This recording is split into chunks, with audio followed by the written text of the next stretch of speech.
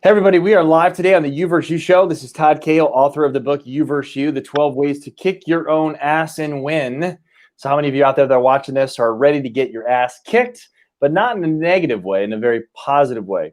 In fact, every Wednesday at 7:30 p.m. Central, I'm bringing you value by interviewing people of value that really have been through some valuable situations and experiences in their life. So just want to congratulate each and everyone. If you're watching, if you're on the replay, definitely hashtag replay in the comment section. If you're watching live, definitely thank you so much for being on today. Today's a very special day. You know, I was thinking about the debates yesterday, and again, I'm not going to get political on you, but you know what? There is a lot of people out there that have served in our military or also are currently serving in our military. And I've always had massive respect for them. Not only in what they do for our country, but also their mindset, you know, kind of getting into the head of someone that joins the Army, joins the Marines, joins the Navy. I know if you haven't been in the military, then maybe your dad was, or maybe your mom was, or maybe your grandfather served, maybe in World War II. And here we are in 2020, and there's a lot of unrest in America, but at the end of the day, there's a lot of heroes in America. And that's what this interview is about today, is really being not only a hero to your country, but also being a hero in your own life by taking personal responsibility and never playing victim. So our guest today is the amazing Erik Castillo. I've gotten to know Erik a little bit. Here he is. And I want to just, before I introduce you, Erik, I want to, you know, I want to read this. I hope you don't mind, but you're one of our clients here with Inside Out Institute, but what's so impressive is before you joined, a little bit about your background, and of course we want to hear your story. But you served in the Army and you joined at 17 years old. You're from Los Angeles, California. You served 17.5 years, so 17 and a half years before diagnosed with type 1 diabetes and PTSD. So we're going to get to that, especially the PTSD part. You were deployed 6 times overseas, and 4 of those being combat tours to Iraq and Afghanistan. And you were awarded the Bronze Star for heroism in Afghanistan in 2010 and identified as one of the Army's top leaders.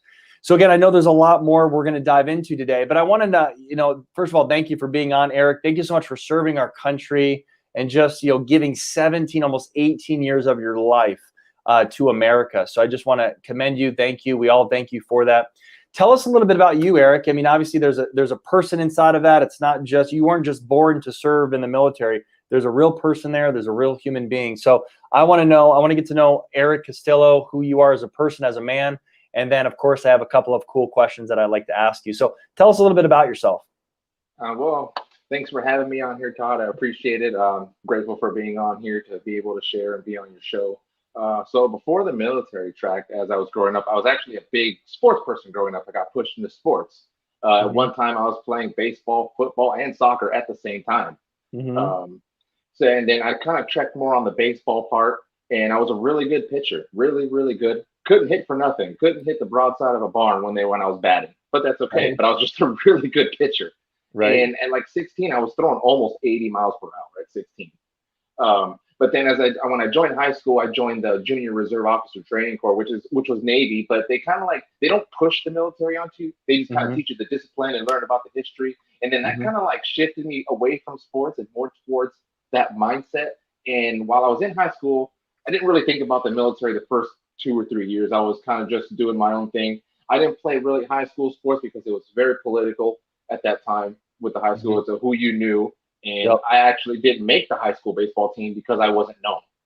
So I kind of just focused everything with the ROTC program. And then come senior years when I really started shifting towards, hey, I think I'm going to do this. And I was all over the place with the branches. At one point I was going to the Air Force, and then I was going to the Marines, and then it was the Navy. So I was between all the branches. And then what solidified me with the Army was they guaranteed me a job.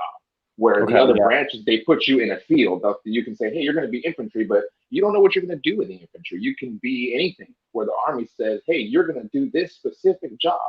But little did I know that after I joined, that was my job. But when I deployed, I was tasked to do other stuff. I was tasked to be convoy escort. military police. I was a green special forces attachment.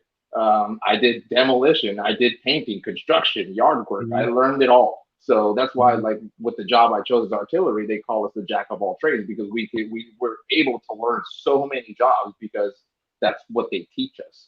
And that's kind of how my life went, and it kind of transitioned into a mindset. And my mom had to sign the papers at 17, because if it's a minor, your parents have to sign that waiver saying yes, you can join. And I left 2 months after graduation, and then that's what happened. So since this is the You versus You show, and it's based off my book, You versus You, I want to talk about, I think what's appropriate today is you versus your freedom. Okay, so we're going to talk about it on a personal level, and also obviously what you did in the service there. So did you have kind of just a passion maybe when you were a kid, or 15, 16 or something? Like, what made you want to go to the Army? Was it because you really value the freedom of Americans and you really want to protect that freedom? What does freedom really mean to you personally?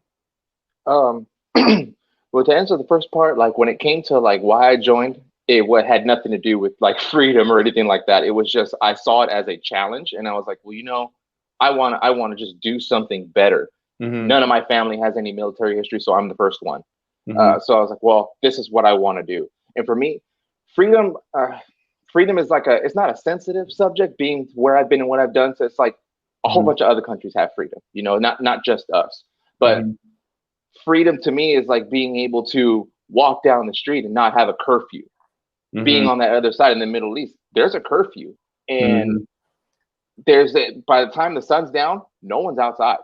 Because if someone's outside, that means that's someone that's not supposed to be there, because that's their laws. So freedom is like being able to, within reason, do what you want, have the opportunities, express what you want, you know, kind of following the Bill of Rights, you know, all the amendments. That to me, that's freedom. Like being able, like right now, to do this show without having someone saying, hey, you're going to do this and say this and say this, or have someone on the side pointing a gun at me saying, hey, you're going to talk this way. That's freedom to me. Oh, we didn't send that guy with the gun yet? Oh, I'm just kidding. Oh no, he came, but I escorted him out very nicely. Okay, good. Okay, good.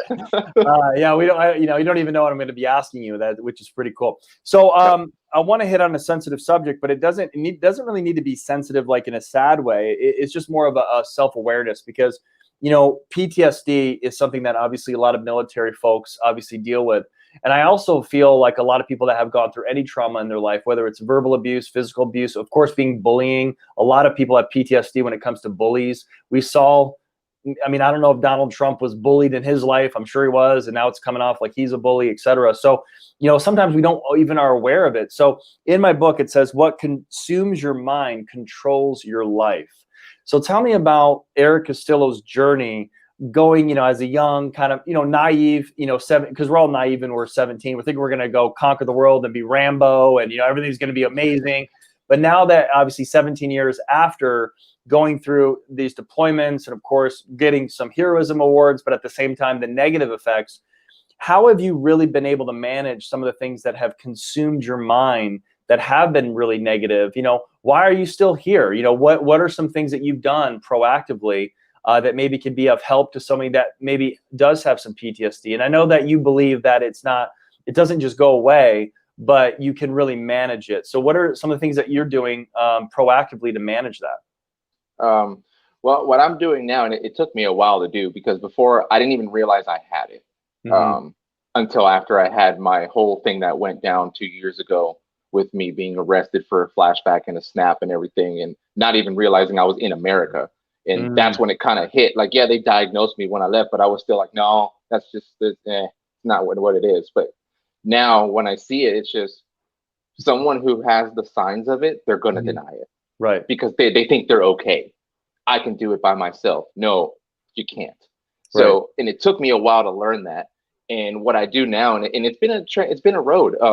I've gone through a lot of counseling, therapy, and just recently now, before hopping on with IOI, I was doing sound bowl meditation, which is like incredible. Talk to me about that, because I know your girlfriend does it a lot, and of course her sister does it. So I was introduced to that this year, actually last year, but it's amazing. So talk to us a little bit about what is sound bowl meditation.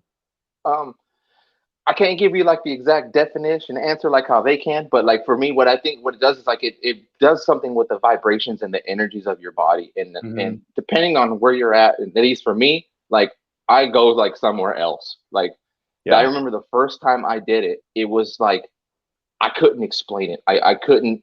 It was at night. My girlfriend Rachel was doing it, and as I was going, I felt like my body was like waving around back and forth like on a boat, but my eyes were closed, and I started getting all these flashbacks of different things that happened when I was deployed, like all the different combat scenarios, all the stuff, the IED that I was hitting when I was in my truck, everything that happened. But it was different though. It was more like looking at a book and just turning the page instead of feeling all the symptoms and everything and all the things that come with it. That didn't happen. And I was laying there and I was like, wow, this is weird. So it's like I was watching myself and it was like basically accepting that it happened and it went away. Like it was just like, okay, next. Okay. Okay. Next. And then I just, after it was done, she woke me up and I felt super drained. Like my body was, I felt like I was like a triathlete, like ran like so many miles. I was tired. Yeah. And it was, I think, because all that was just out. So now, like, I do them pretty regularly and I love them. Now it's just, now I go in with an intention on what I want to focus on. Like I want to focus on grounding, or I want to focus on chakras, or sleep, or anxiety, or something. And that's kind of what it is now. Where before I just kind of went and I was like, okay, whatever's going to happen is going to happen, you know? Right. Absolutely. And that's what I went with it as. So are you saying that so how did you get into routine? Because again, we work a lot with veterans, and I have a heart for veterans. And the cool thing about veterans too, just on a side note that everyone's watching this, is obviously you have the veterans that have PTSD. You also have veterans that are even suicidal. But then you also have this group of veterans that are very entrepreneur minded. And, there's that transition where you're kind of in that routine, a very structured routine, which a lot of people love. I'm sure I would love it too. I always told my wife I'd make a really good Marine just because I'm very disciplined, and I think I would really do the work. I would really love the grind of it. I wouldn't like all of it, obviously, but then there's that transition coming out as a civilian. 80% of veterans are entrepreneurs, and that kind of blew me away. The kind of a lot of the income of America, 11%. It comes from veterans. So it's pretty exciting, obviously, what a lot of veterans are doing. And of course, there's those that are suffering because of PTSD too. And like you said, that's 2 years ago, you didn't even know if you're in America or not. So my heart goes out for obviously all of the veterans and also the soldiers that have to deal with that, fighting for our freedom. And again, that's the topic today, is freedom. So when you're out there and you have different countries and you've seen a lot of different things that a lot of us probably will never see in our lifetime, can we talk about America? Because I think there's, like you said, a lot of countries have freedom, but people, I don't think they really know that they have freedoms in America. We see a lot of people, in crappy jobs just because, they need to put a roof over their head. They think they're free, but they're kind of in golden handcuffs, if you will. And talk to me a little bit about where you got your entrepreneur mindset, because you're a certified life coach now, and you're definitely an entrepreneur type person. So where did that all come from? And was there a shift in your perspective, seeing that, a lot of Americans, might have freedom, but they're not really utilizing it to the best of their ability? Right. Well, my mindset kind of shifted here within the past few months. I currently work at Intel right now, the company that makes computer chips, and that's where I'm working at right now.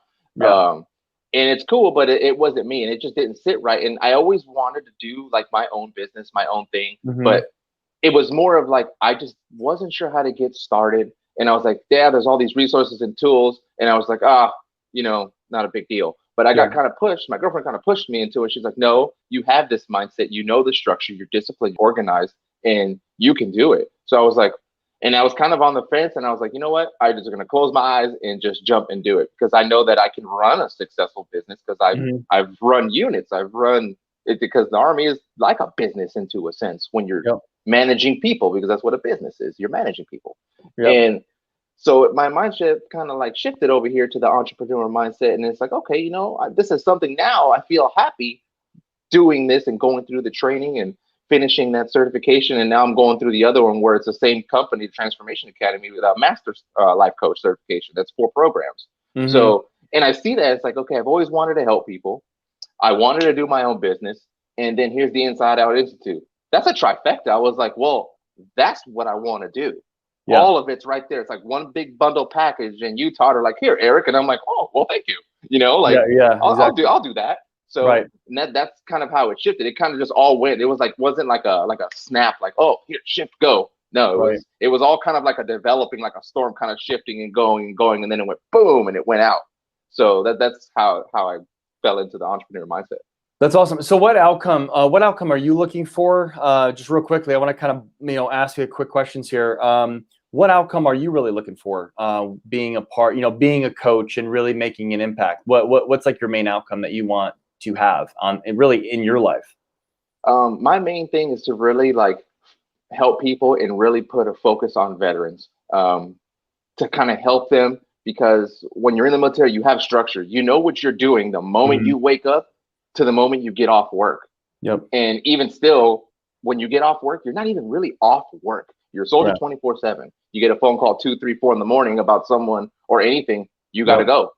Yep. So when it comes to that, I really want to focus on veterans and giving them the structure. Like, I've been there. I've been in the dark, like really, really bad, suicidal, almost homeless, almost like your story. Yep. Very, very similar. So I feel like who better to help these guys and gals than someone who's been there, been to the bottom, and have climbed out. And I can just be that hand that's in the dark, and I'm just like, hey, reach around, because I'm not going to do it for them. I'm going to make them do it because they've already shown that they can do it because they've served. So my hand is just going to stay in one spot, just kind of sitting there like, okay, here you go, waiting for it. All right, the moment you grab it, then I'm going to pull you. Yeah. But they got to make that move, and that's what I want to do. Absolutely. That brings me to my next point is having an authority, not being like an authority figure, like in a bad way, like, a commander or chief or staff sergeant, like you better do this. I'm talking about you have the authority automatically being a, almost 18-year veteran and also winning some awards and actually doing the do, right? So I think a lot of times, whether it's a veteran or whether it's maybe a corporate America person or maybe even a mother, a terrific mother, that they might just think, well, I'm supposed to do this, right? Because I chose to have the kids, so I'm supposed to be a terrific mother. But the fact that someone is a terrific mother for 18 years, and then that student or that child becomes a student at Harvard or goes to the NBA or gets great grades or whatever it is, that's pretty phenomenal. And that person that's listening right now might not think of themselves as an authority figure to be like maybe a coach or an energy healer or even a professional entrepreneur, but would you agree that they really can be? And how does someone maybe go from maybe the fraud syndrome, like, I'm not as good as him or her, to stepping into their full power like you are doing now? Like, what? Because you said the word shift a lot. I like that word shift. How, is there any advice and kind of any coaching that you can give people that are watching that might need the self-awareness that, hey, they are already an authority and they can really rise up and even have something like this? Yeah. And just to kind of go from the beginning, like how you started with like parents, moms and dads, and if they, with their kids, look at what you've done with your kids. You've grown them up. They haven't gotten in trouble. You basically are a coach already. Yeah. You're just not a coach, you're a parent. Right. So why not hop into this seat over here, which is the same thing. You're just switching titles, and now you're just kind of helping adults who kind of lost their way or need a little bit of motivation, or as we used to say, a swift kick in the butt to get up and do something. And you could, and just maybe something, but what you say can motivate that one person, because you're a third party. They don't know you, you don't know them. And sometimes information is better received from someone you don't know, because it's not going to be sugar-coated. Yeah, 1,000%. 1,000%. Let me ask you this question. So you've been around a lot of people. You've been about a lot of soldiers. What do you think? And I know I'm putting you on the spot, so you might have to take a little time to think about this. But I'm just interested in this question, actually, your answer. What do you think people's biggest problem is? If you were to kind of think of like number 1, number 2, number 3, what do you think, just experiencing life and everything and being in that position with our country and being in the Army, what did you hear the most? What was the challenge you heard the most? What was the problem that you kind of face the most? Not only yourself, but from other people that you might have absorbed. I think the main thing is I don't know if we can do this, or I don't know if this is going to happen. Because for me personally, if I were to put some of my situations and scenarios on paper, you would be like, no way, you walked out of that. And when you write it down, yeah, it looks impossible, but it's only impossible because you allow it to be. You know, where there's a will, there's a way. And that's just kind of the thing I kind of run with, is just, I'm going to find a way to do it, because every problem, there's an answer. It may take longer to find the answer, but it's there. Now, it could be a week, it could be a day, it could be a year, but that's always what I would tell everyone with people, is like, hey, look, okay, let's take a second and let's write down everything.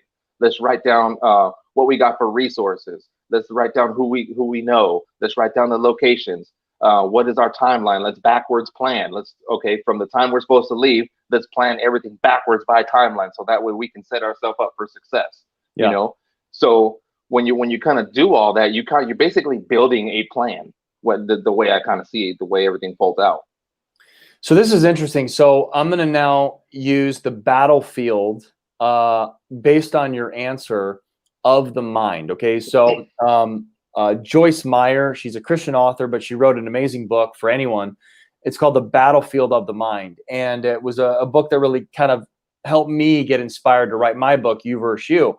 So you're in war, battle, army, you know, military, you know, we all think of like combat boots, guns, and, you know, military and artillery, and, you know, kind of the nasty part of war. But you also saw a lot of soldiers, and you continue to do that. And this is where your really hard is with veterans, with PTSD. There is a incredibly, massively huge war on the mind. And what you said is the biggest problem that you saw is, I don't know if this is going to happen, meaning it's a mindset issue. So nothing is impossible. So talk to me about how you're proactively winning the battlefield right now of your mind, and how some of the things that you've even learned recently are really helping that. The battlefield of the mind, the way I kind of go with it, is like it all boils down to emotions. Now, you break the emotions down into two parts. There's the E, and then there's the motion. So now you take that word and you separate it.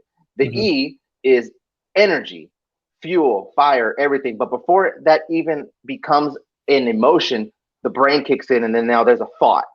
So really, when you have an emotion or a feeling, it's not even that, it's a thought first. So if you can extinguish that, and you take the word motion is a verb.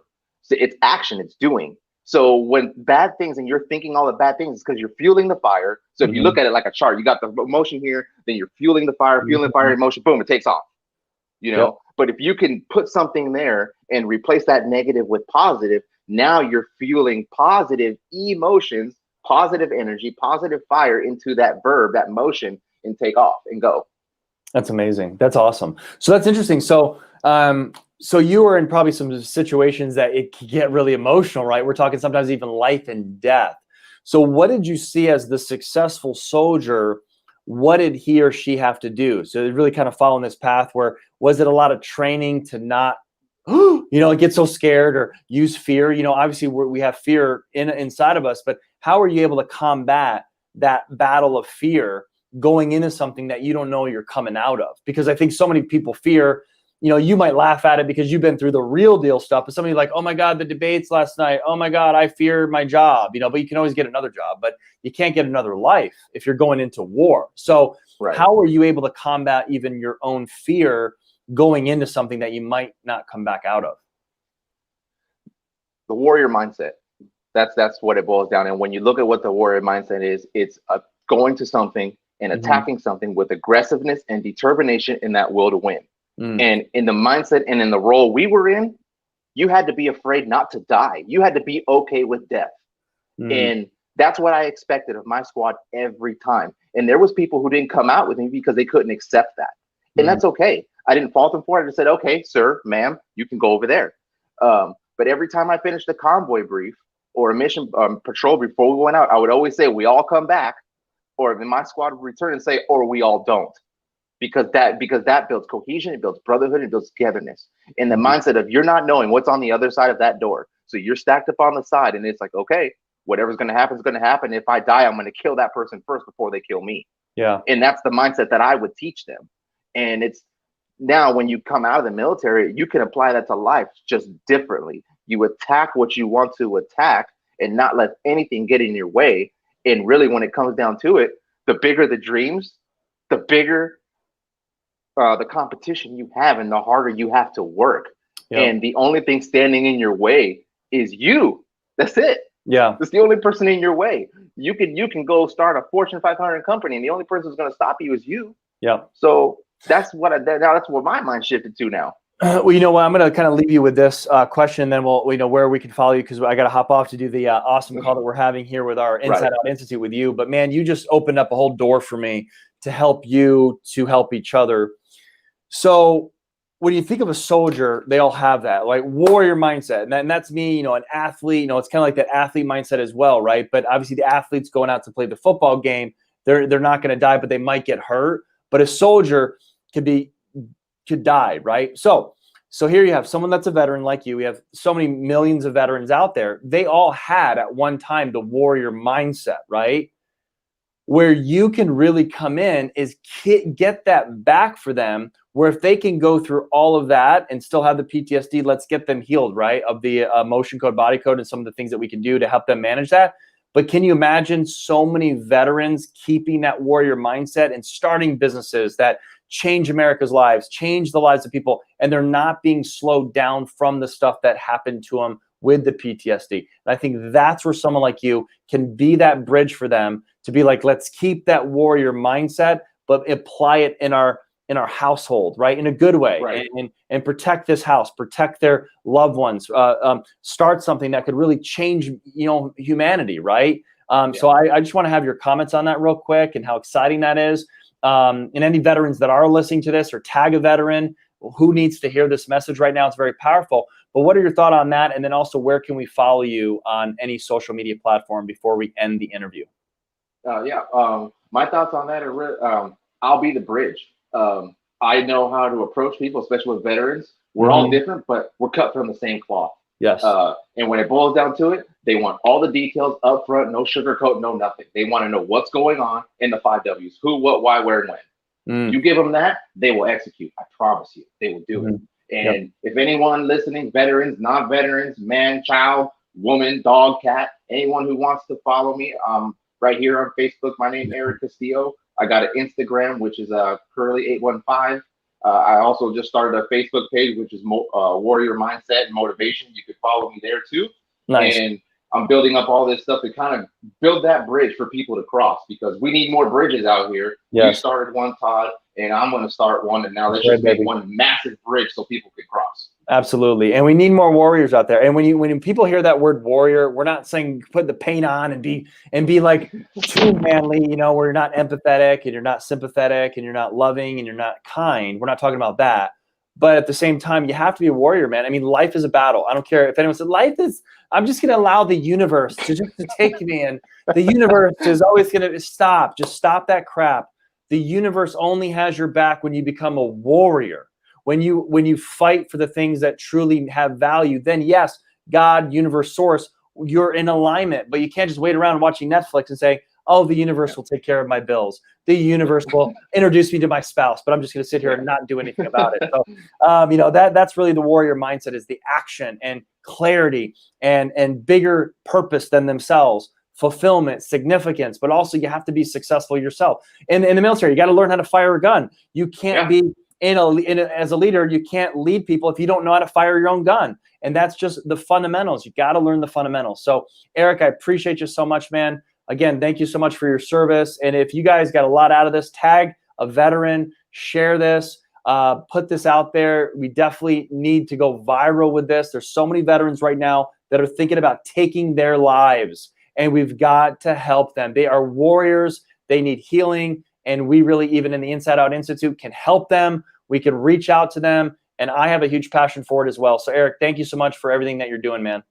Yeah, you're welcome. And hey, veterans, I'm here. Reach out. I will help you. That's awesome. So follow him at Erik Castillo. Look him up. He's a great looking dude. You'll find him very quickly. Okay. So, Erik, thanks so much. Thanks so much to your girlfriend too for helping. You both are making a dynamic duo. Both of you. Thanks. So, all right, guys. We'll see you next time. Bye.